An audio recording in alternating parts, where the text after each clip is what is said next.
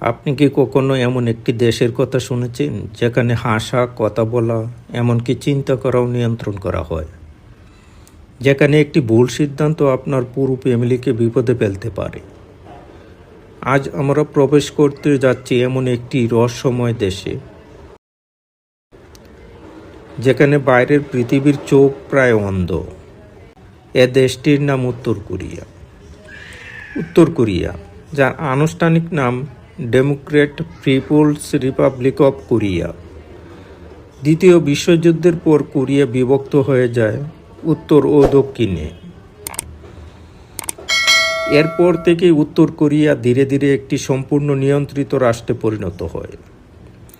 রাজধানী পিয়ংইয়াং দেখতে আধুনিক, কিন্তু এর পিছনের বাস্তবতা অনেকটাই আলাদা।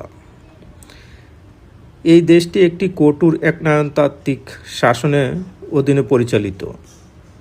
বর্তমানে ক্ষমতায় আছেন কিম জং উন। এখানে সরকারের সিদ্ধান্তই চূড়ান্ত। মানুষের মতামতের কোনো জায়গা নেই। স্কুল থেকে শুরু করে মিডিয়া, সব জায়গায় নেতাকে ঘিরে তৈরি করা হয় এক ধরনের ভক্তির সংস্কৃতি। উত্তর কোরিয়ার সাধারণ মানুষের জীবন অনেকটাই সীমাবদ্ধ।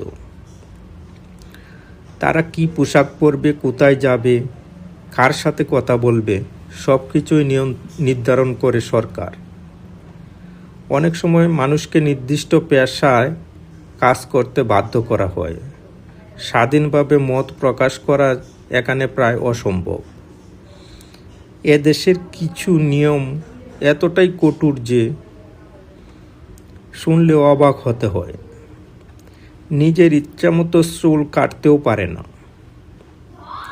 বিদেশি সিনেমা বা গান নিষিদ্ধ। সরকারের সমালোচনা করলে কঠিন শাস্তি। এমনকি কারো ভুলের শাস্তি তার পরিবারকেও ভোগ করতে হতে পারে। উত্তর কোরিয়ায় ইন্টারনেট পুরোপুরি নিয়ন্ত্রিত।